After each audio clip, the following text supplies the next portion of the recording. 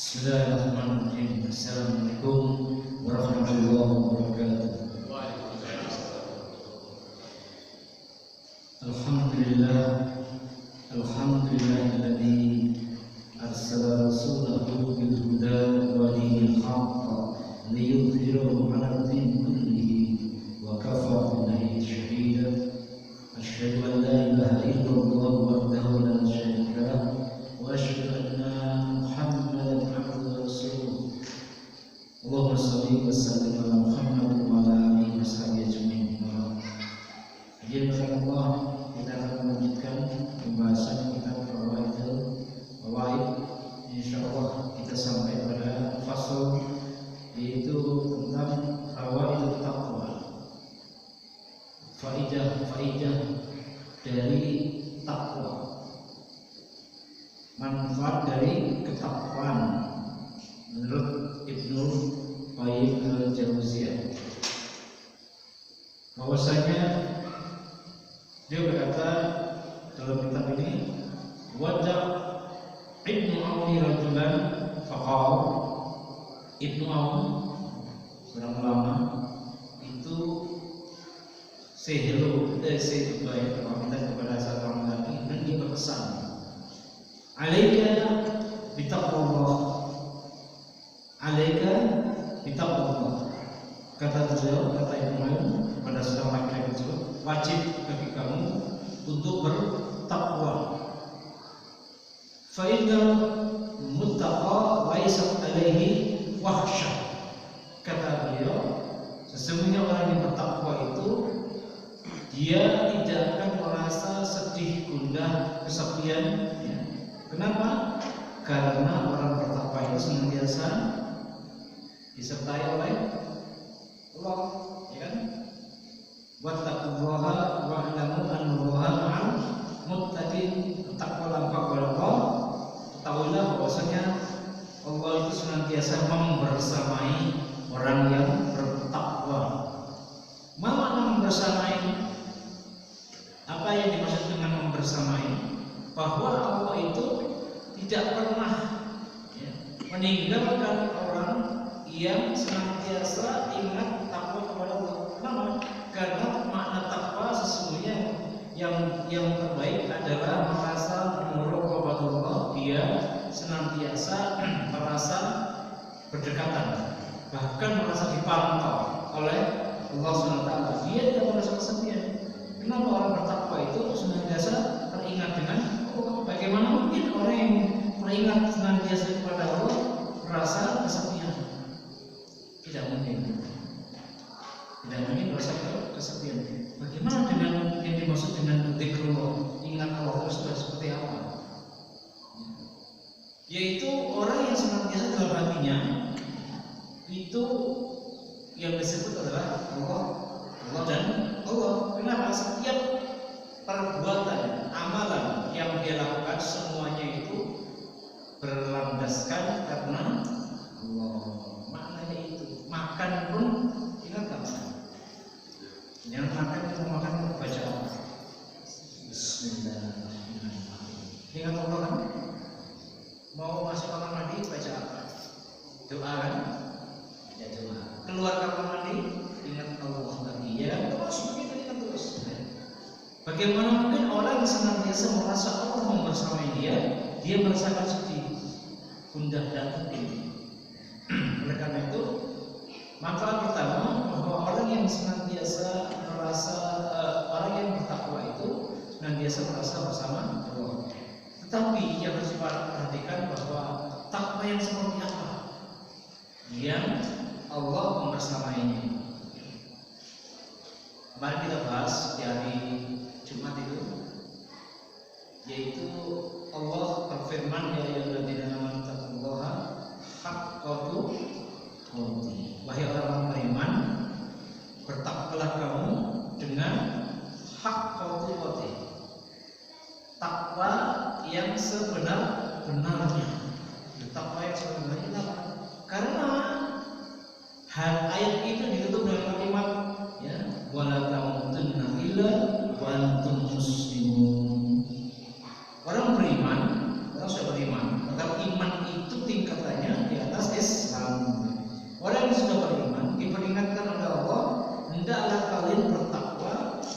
sebenar-benar takwa. Sementara makna takwa yang paling sederhana itu adalah engkau melaksanakan semua perintah Allah tanpa terkecuali semaksimal mungkin. Kemudian juga meninggalkan semua larangan Allah semaksimal mungkin. Ittaqullaha haqqa tuqatih. Tapi semua orang itu melakukan itu dan belum tentu mereka itu haqqa tuqatih. Makna haqqa tuqatih karena itu dalam wala tamutunna illa wa antum muslimun. Seseorang itu kalau tidak istiqomah dalam bertakwa, dia suatu saat bisa mati dalam kondisi tidak muslim. Orang beriman, jika takwanya itu tidak haqqa tuqatih, dia punya potensi matinya dalam kondisi tidak berserah diri. Itu banyak orang yang beriman di awalnya, mereka kemudian berakhir dengan suul khatimah. Hadis yang sudah sangat terkenal, sering kali disampaikan oleh para ulama, mengatakan, Rasul mengatakan bahwasanya An-rajula sesungguhnya seorang laki-laki la ya'malu bi amali ahli jannah, dia senantiasa beramal-amal ahli surga, hatta yakunu bainahu wa bainaha ila dzira'un, sampai karena amalan surganya tadi itu mengantarkan dia menuju surga, antara dia dan surga jaraknya tinggal satu dzira'un, satu kasta saja. Bayangkan seorang yang beramal dengan amal di surga terus-menerus tanpa henti, sehingga kemudian mengantarkan antara dia dan surga tinggal satu langkah saja. Wes itu lagi kita kemudian apa yang tertulis dalam kitab Lauh Mahfuz itu mendahului dia. Fayamalu bi amalin alim. Nah, kemudian dia beramal dengan amal ahli neraka. Fayadkhulha, dan dia terproses masuk ke dalam neraka gara-gara satu amal. Coba perhatikan ini. Kok bisa orang yang terus-menerus melakukan perbuatan di surga, pada suatu ujungnya dia melakukan satu perbuatan neraka dan dia masuk ke neraka? Itu kenapa? Karena dia tidak haqqatu qati, dia tidak bertakwa dengan sebenar-benarnya takwa. Sebagaimana yang tadi itu, fala tamutunna illa wa antum muslimun, jangan engkau mati kecuali dalam keadaan berserah diri. Banyak ada orang beriman, orang yang semalam melintang dalam agama ini, kemudian suatu ketika tanpa sengaja atau mungkin disengaja dia bertemu dengan teman lamanya, diajak ketemuan, misalnya ada teman baik nggak bisa nolak, ketemuan di kafe karena teman baik nggak bisa nolak, kan begitu ya. Kemudian di kafe itu ternyata disuguhi macam-macam, ya kan, misalnya ya, akhirnya ada minuman keras, ada makanan haram, ada makanan macam-macam. Pas di situ, pas mendengar minuman sekali itu, ya merasa menghormati temannya, Allah cabut nyawanya. Suul apa husnul khotimah? Suul khotimah, ya kan? Artinya orang yang bertakwa itu jangan pakai tedeng-aling, jangan pernah kita bertoleransi kepada kemaksiatan. Haqqa tuqatih, jangan engkau pernah bertoleransi kepada kemaksiatan. Lewis jelas maksiat, ojo coba-coba dekat, maknanya begitu. Maknanya begitu. Ya, jangan coba-coba dekat kemaksiatan. Lepas dekat dengan kemaksiatan, kalau pas kita dekat dengan kemaksiatan, kemudian bahkan melakukan suatu kemaksiatan, kita berpikir usia kita masih panjang, melakukannya, Allah mencabut nyawa itu, masalah. Kita senang mau jangan sampai kemudian ketakwaan itu hanya sebenarnya saja. Kadang takwa, kadang takwa, kadang bermaksiat, kadang bertakwa.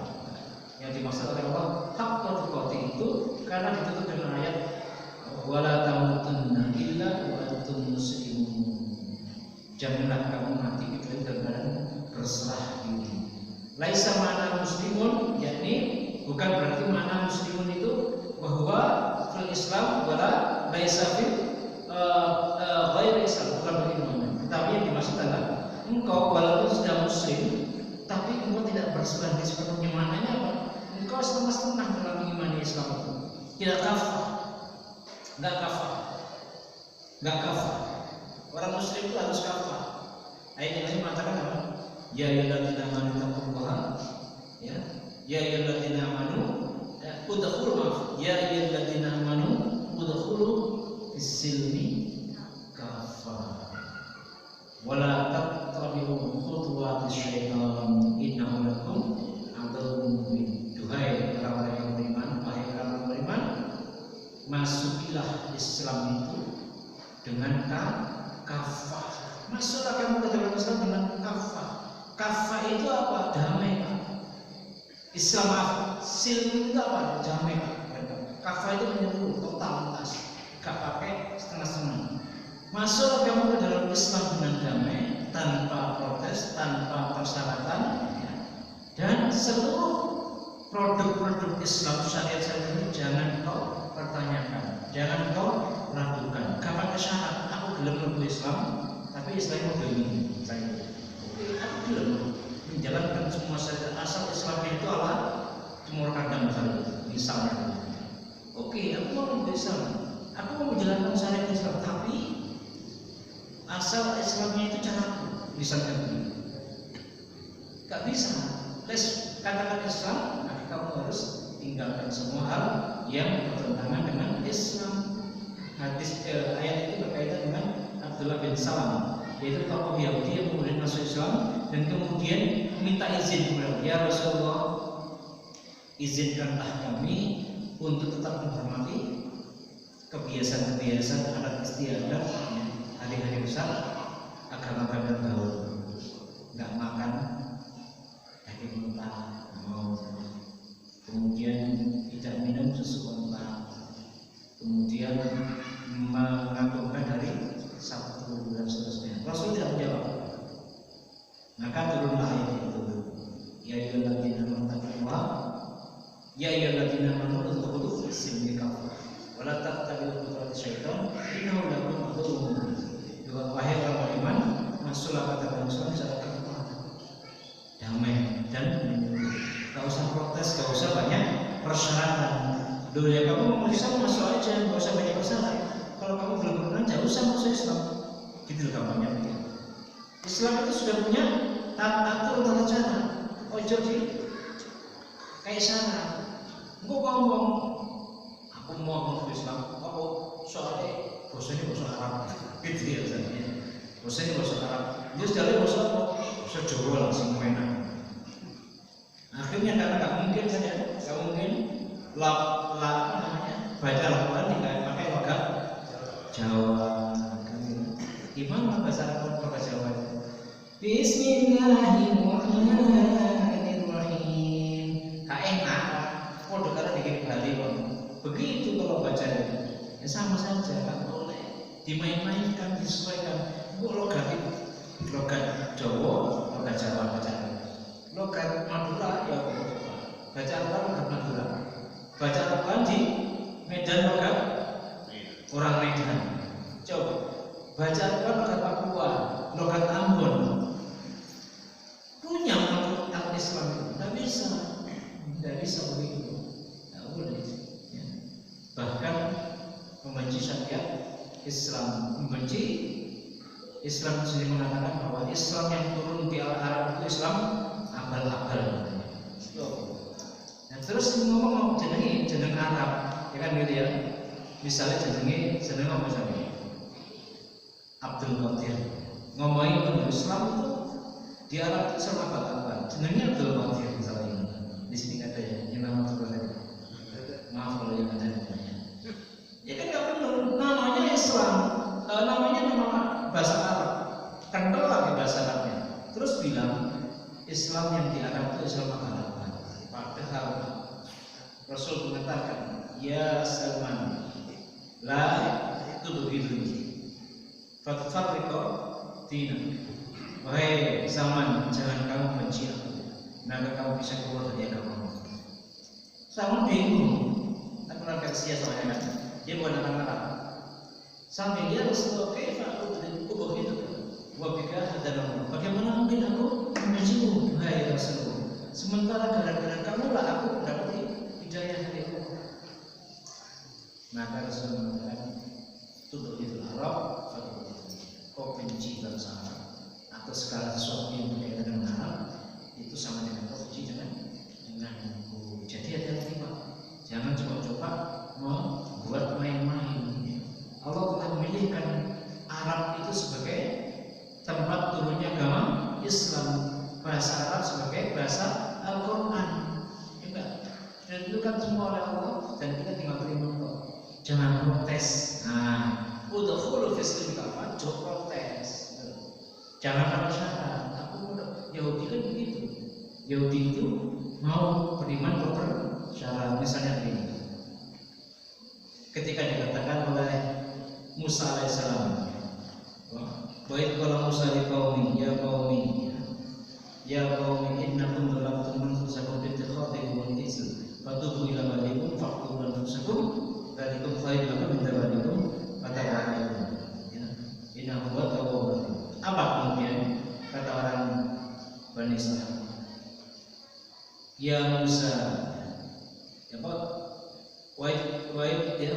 qalu ya Musa lan nu'mina laka hatta nara wajhaka. Wahai Musa, aku atau kami tidak akan beriman kepadamu sampai kami bisa melihat Tuhan sekalian. Syaratnya begitu orang-orang Yahudi. Kan sangat menentukan. Kalau orang yang sangatnya menurut zaman, aku akan melakukan Islam kecuali Islam cemur kandang. Tidak bisa. Sama dengan Yahudi, perilaku yang ditularkan oleh orang-orang Yahudi kepada kita. Ketika seseorang sudah bertakwa, kata Ibnu Aun bahwa dia tidak akan merasa gundah gulana sedih dan lain sebagainya. Kenapa? Karena orang takwa itu, orang yang beriman itu adalah orang-orang yang ketika mendapatkan baik kesenangan maupun musibah, dia tidak pernah merasa kekurangan atau sedih, atau kemudian merasa berat hati menerima apa yang telah ditentukan oleh Allah dia, ya kan?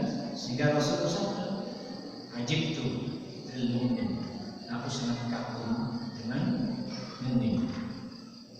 Ya, idza asabahu khairan hamidallahu wa syakara. Saat dia diberikan kebaikan, dia memuji Allah dan bersyukur. Wa idza asabathu musibah hamidallah wa sabar. Ketika diberikan musibah, ya, diberikan musibah oleh Allah, hamidallah, tetap memuji Allah dan bersabar. Coba saat diberi kesenangan, alhamdulillah dan bersyukur. Diberi susah apa? Alhamdulillah dan bersabar. Makanya diharap kalau ada orang kecelakaan itu ya, masuk rumah sakit, alhamdulillah, bingung Pak dokter, saya ini kecelakaan, alhamdulillah, iya alhamdulillah. Kenapa? Allah masih sayang pada kamu. Allah mengambil dari dosa kamu, syukurlah kamu. Menurut Pak, lewat doa itu ya masih kecelakaan, sikile juga jadi sih alhamdulillah. Ya kan? Sini itu juga dokter, pilih, alhamdulillah. Sesuatu saya puji Tuhan. Coba kalau lakukan betul-betul, mau jawab dulu ya. Saya tuntut banget kalau ada namanya masalah. Ini bahaya. Kalau orang-orang kita, orang-orang beriman, orang bertakwa itu, semua hal yang berkaitan dengan apa yang menimpa dia, baik maupun buruk, dia memuji Allah. Hamdalah itu maknanya apa sih? Segala puji bagi pujian untuk Allah. Artinya apa? Takdir buruk yang ditimpakan kepada dia itu, dia tetap mengatakan ini adalah dalam rangka kebaikan untukku. Karena bagi dia orang beriman itu tidak ada satupun takdir yang diberikan oleh Allah untuk dia itu keburukan. Pasti di balik itu ada rencana baik untuk dia. Itu orang mukmin. Jadi itu orang mukmin. Sehingga dia tidak pernah menyalahkan siapapun ketika dia menimpa musibah, enggak. Ya enggak, ketularan penyakit gak nyaman temennya. Ini apa kata Rasulullah? Fa'in asobaka syai'un fala taqul lau anni fa'altu kana kada wa kada. Jika engkau ditimpa suatu musibah, jangan pernah mengatakan lau anni fa'altu kana kada wa kada. Duhai, andai kata aku dulu melakukan ini. Enggak boleh berandai-andai. Andai kata enggak boleh. Walakin kul, tapi katakanlah qadarullah, ini takdir Allah, wa masya'a fa'al. Apapun yang ditetapkan, ditentukan ya, dikehendaki oleh Allah pasti terlaksana, termasuk yang menimpa kita. Gitu. Termasuk yang menimpa kita. Kalau kita ditimpa musibah, jangan pernah menyalahkan orang lain. Coba aku tadi nggak ikut Pak Ji, kalian aku ya sudah ibu. Sini sana Pak Ji, gak salah dia kalau dia gitu. Pak Ji, mau salah, tak cara belum bakal aku pohon, kan soal, tidak bisa mungkin yang tidak bisa. Dia begitu jatuh karena berboncengan misalnya ya, maka dia nggak boleh nyalakan orang lain.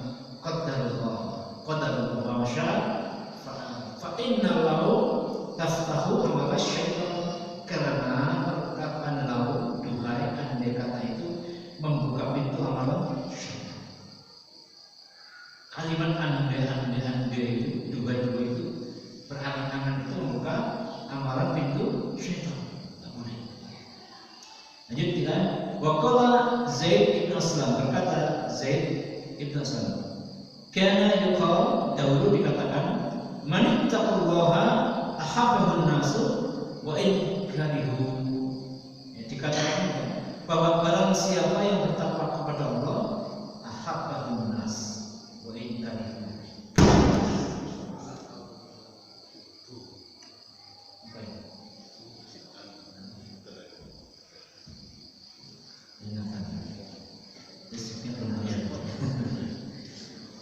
Man ittaqullaha ahabbahun nas wa in karihu. Jika seorang siapa yang bertakwa kepada Allah, maka dia akan dicintai oleh manusia walaupun dahulunya dia benci. Siapa yang bertakwa kepada Allah, maka dia akan dibuat oleh Allah dicintai oleh manusia walaupun dahulu manusia itu benci sama dia.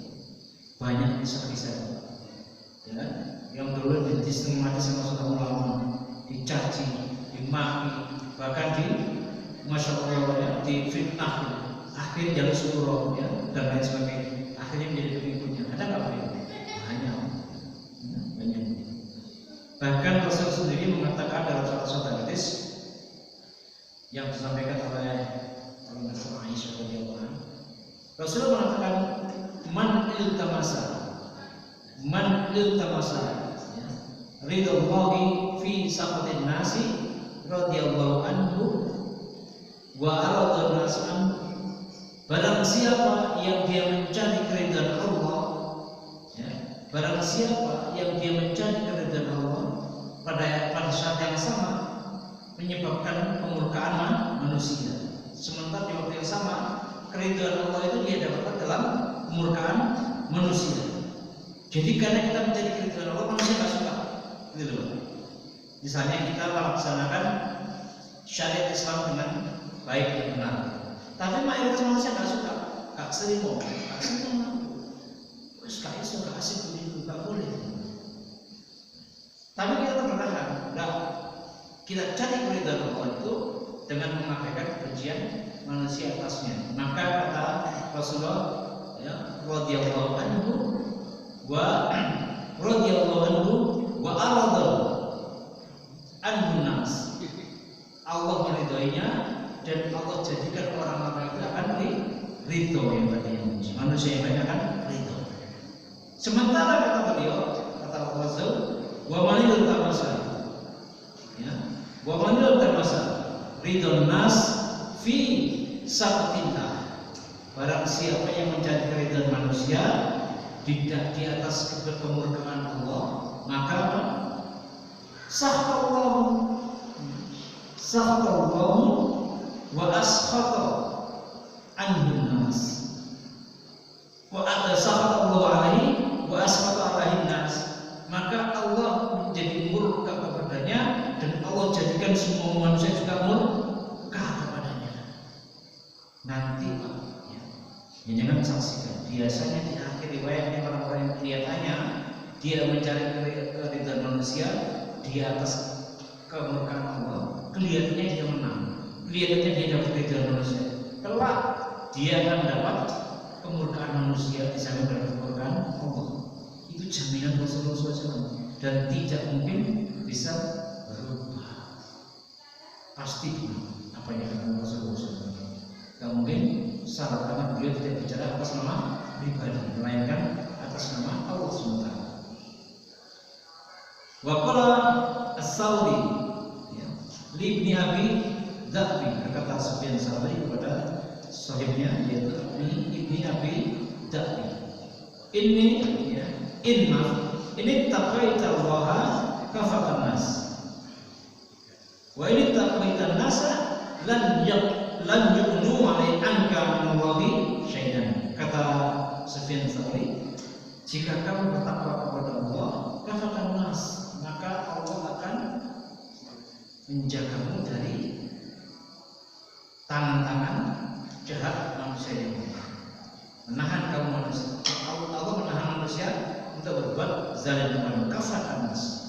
Sementara wa'in taqwa nas, jika kamu justru takut kepada manusia dan yu'minka minallahi syai'an, manusia itu sekali-sekali tidak akan bisa mampu mencegah apa yang dikehendaki Allah atas kamu berupa azab. Mereka tidak akan bisa mencegah azab Allah yang menimpa kamu. Itu maksudnya. Sudah banyak peristiwa terjadi. Bagaimana kemudian dalam peristiwa Khandaq Badar itu orang-orang munafik itu berkata kepada kaum Yahudi bahwa orang munafik mengatakan Muhammad pasti kalah, kamu ini. Nah nanti adik kata dia balik pasti sudah campur-campur. Maka dia katakan ya a'azzu min hadal. Dia katakan orang munafik itu orang-orang yang punya izzah ini, orang-orang yang mulia ini akan mengusir orang yang lain. Maksudnya Rasul dan orang kaum mukmin. Ternyata begitu Rasul pulang dengan menang, membawa berita kemenangan, membawa tawaran ghaniman dan sebagainya, mereka ciut, nggak berani, nggak jadi berani, bahkan pura-pura lagi bahasa malam pura-pura semua disambut Rasulullah. Tadi Abdullah bin Salul tadi itu, Abdullah bin Ubay bin Salul itu sudah mengatakan begitu. Ternyata saat kemudian Rasulullah datang dan bawa kemenangan, disambut oleh dia. Wah, dipuji-puji dan sebagainya. Bahkan saat Rasulullah khutbah, ya, sebelum naik mimbar, Rasulullah naik mimbar itu, ya, Abdullah bin Ubay bin Salul mengatakan apa? Wahai manusia, masih berumurnya rahimahullah, ansitu wasma'u wa'ati'u, kan begitu ya. Dia berdiri itu, siapa yang melakukan itu? Abdullah bin Ubay, tokoh munafikun. Jadi yang kali ya itu namanya Abdullah bin Ubay. Padahal tadi mengatakan Muhammad dan balaternya pulang kita ada ujiannya. Ternyata setelah Rasulullah pulang kemenangan langsung cium hatinya gitu. Langsung cium. Tapi apa kemudian dia menyerah? Bukan, terus membuat keresahan seperti itu. Dan ternyata Allah cegah tangan-tangan mereka itu dari menimpakan kezalimannya kepada manusia. Berkaitan dengan itu ada pula ketika Rasulullah SAW berperang dengan Bani Nadir, Bani Nadir. Maka kemudian ketika Rasulullah menyerang mereka meninggalkan anak istri di rumahnya dan orang-orang sebagainya di Madinah. Pada saat itu sudah ada rencana dari kaum Yahudi yang lain, dari semua sekutunya yaitu Bani Qatafan, untuk menyerang Madinah yang sedang kosong, tak ada laki-lakinya. Tapi ternyata Allah masukkan ke dalam hati orang Yahudi itu perasaan gentar, sehingga jadi munafik, bukan jadi munafik. Gentar, dibuat gentar oleh Allah. Maka di sini dikatakan, mari taqwallaha ahabudama. Ini taqwallaha kafaqatan. Jika kau bertakwa kepada Allah, maka Allah akan mencegah manusia dari berperilaku zalim kepadamu. Sementara wa in taqwaitan nas lan yughnu anka minallahi syai'an.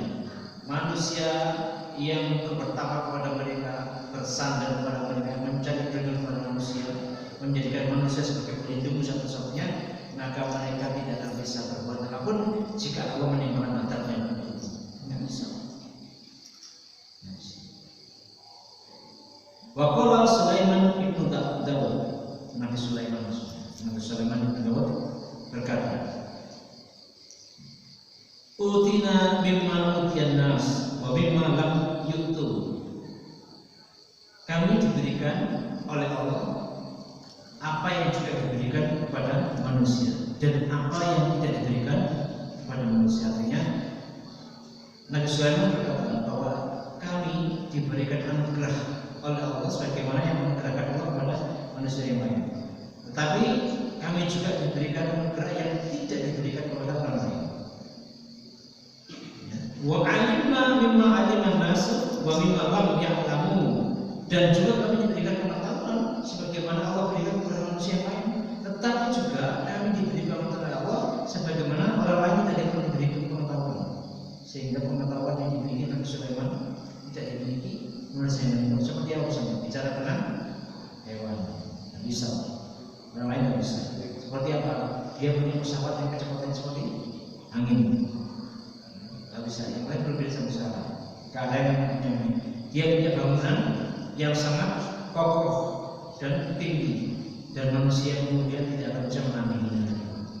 Dia punya kekuasaan, bahkan kekuasaan itu mencapai apa? Alam jin dikuasai dia, ya, bumi, bahkan angin pun dalam kekuasaannya dia, dan tidak ada lagi manusia setelahnya yang punya kekuasaan sebesar itu ada. Falam najid syai'an afdala min taqwallahi bisyirri wa alaniyah. Tetapi kami tidak mendapatkan sesuatu yang lebih afdal daripada bertakwa kepada Allah. Artinya ketakwaan kepada Allah itu lebih besar daripada 10 anugerah yang diberikan Allah kepada Nabi Sulaiman, berupa kekayaan, berupa pengetahuan dan lain sebagainya. Bagi Nabi Sulaiman, beliau mengatakan bahwasanya anugerah yang paling hebat, yang paling agung, yang paling tinggi itu adalah ketakwaan kepada Allah. Itu menurut Nabi Sulaiman. Kalau yang bicara Nabi, percaya nggak gitu? Ya percaya.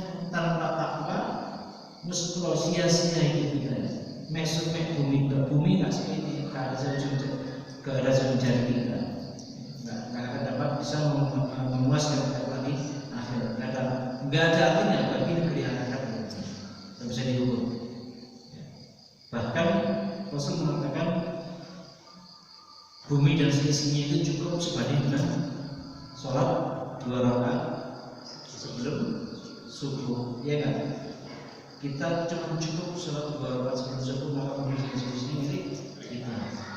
Remeh bumi itu, saking remehnya kata Rasulullah, bumi dan seisinya itu bisa kamu miliki cukup dengan 2 rakaat sebelum subuh. Maksudnya apa? Rasulullah meremehkan bumi ini dibandingin dengan akhirat, nggak ada apa-apanya. Bayangkan kalau kita setiap hari sholat sunat 2 rakaat sebelum subuh, berapa kali bumi yang kita miliki selama hidup kita ini? Kalau kita hidup 50 tahun, selama 50 tahun kita hidup, selama 50 tahun di setiap hari kita mengerjakan sholat sunat fajar 2 rakaat, ya kan? Dalam 1 tahun berapa kali? Berapa hari? 360 hari kali 50, berapa bumi yang kita miliki? Itu contohnya. Dan itu pun masih tidak sebanding dengan surga kita kelak. Tidak sebanding, tidak ada apa-apa.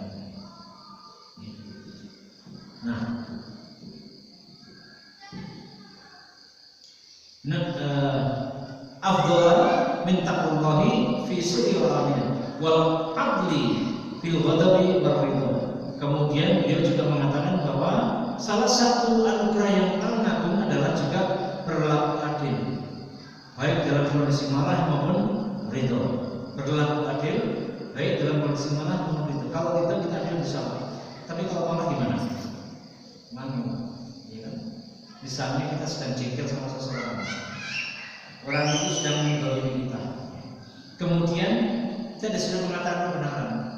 Saat jadi yang orang yang menggolimi kita itu melakukan suatu perbuatan dan sebenarnya benar. Berani nggak kita mengatakan itu benar? Abot kan? Sulit. Kenapa? Hawa nafsu kita akan mencoba melawan, mengatakan dia salah. Dan kita terus mengatakan kebenaran walaupun itu bertentangan dengan hawa nafsu kita. Kata beliau, kata Sulaiman alaihissalam, bahwa salah satu anugerah yang paling utama adalah wal adli fil ghadabi wa ridha, berlaku adil baik dalam kondisi ghadab maupun ridha. Kemudian beliau mengatakan wal qasdi fil faqri wal ghina, afdalu, yang paling afdal juga dari Allah adalah juga berlaku sederhana baik dalam kondisi fakir maupun kaya. Kondisi fakir maupun kaya kita berlaku sederhana, tidak berlebihan dalam hidup itu, ya kan? Tidak terlalu berlebihan. Misalnya anaknya 2, punya kamar 10, dia boleh batil, punya kamar 10, keluarganya memiliki, anaknya cuma 2. Paling kalau ada tamu 10 tahun sekali baru datang, sulit kan? Ya perlu seperti itu. Atau anaknya telur sama mobilnya saya heboh, ternyata sudah mobil. Nah ini yang tidak dikehendaki oleh Allah. Dalam kondisi fakir maupun kaya berlaku sederhana, zuhud. Itu afdal daripada dunia dan seisinya. Itu lebih afdal daripada harta maupun pengetahuan yang diberikan kepada manusia yang lain. Bersikap sederhana itu ternyata tinggi, ya, utamanya. Jadi dengan Allah, manfaat takwa itu sangat banyak.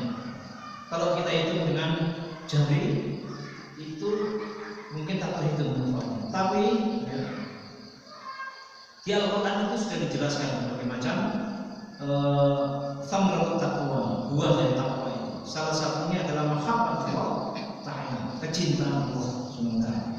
Salah satu faedah dari takwa itu kita mendapat kecintaan Allah SWT. Apa kata Allah?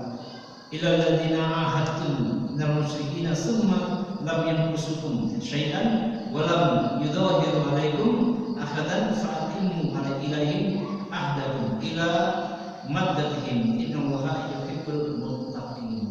Sesungguhnya Allah, yang terakhir saya, sesungguhnya Allah itu mencintai orang yang kecintaan Allah yang kita dapatkan. Kemudian berikutnya adalah rahmatullah ta'ala fi dunya wal akhirah. Kita mendapatkan rahmatnya Allah baik di dunia maupun di akhirat. Kalau di akhirat ya, di dunia rahmatnya seperti apa? Rahmatnya di dunia itu seperti apa? Misal dalam kondisi sekarang itu Pak, kita ada wabah penyakit. Penyakit yang didatangkan Allah kepada kita sebagai orang beriman itu ternyata juga merupakan rahmat. Dan orang beriman itu azab, tapi bagi orang beriman itu rahmat, ya, bukan misal, rahmat, pahala tidak ada. Itu rahmat itu, rahmat bagi orang beriman. Bayangkan penyakit itu rahmat, itu iso.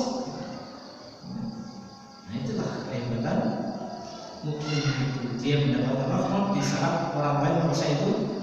Tapi walaupun dia mengaku beriman, walaupun dia mengaku berislam, ketika dia mendapatkan musibah atau penyakit itu dia mengatakan ini adalah dia tidak terima dan dia mengatakan ini adalah bencana buat aku, maka dia tidak mendapatkan rahmat dan dia tidak dimasukkan ke dalam orang yang beriman. Coba. Jadi Yang merasa penyakit itu adalah rahmat hanya orang beriman. Ketika penyakit itu menjadikan sebab bagi seseorang itu merasa aniaya hidupnya, merasa ketidakadilan dalam dirinya, maka dia keluar dari ketakwaan Allah dan dia keluar dari keimanan kepada Allah SWT. Fawaid takwa masih banyak. Insyaallah kita akan minta pada pertemuan yang berikutnya. Mudah-mudahan Allah berikan usia kepada kita untuk dalam keberkahan dan tetap dalam keimanan dan Islam, dan yang sangat penting adalah keistiqomahan yang memberikan kepada kita semuanya, sehingga kita tidak bosan untuk senantiasa tolakul ilmi, karena dengan ilmu itulah hujah kita di hadapan Allah akan kita sampaikan bahwa kita telah mengikuti sunnah Rasul, perintah Rasul, tolakul ilmi faridah ala kulli muslim, karena tolakul ilmi itu menurut Rasulullah hukumnya wajib bagi setiap muslim, baik laki maupun perempuan. Hukum mari kita akhiri dengan doa kafaratul majelis. Subhanallah wa bihamdihi, asyhadu an la ilaha illa anta, astaghfiruka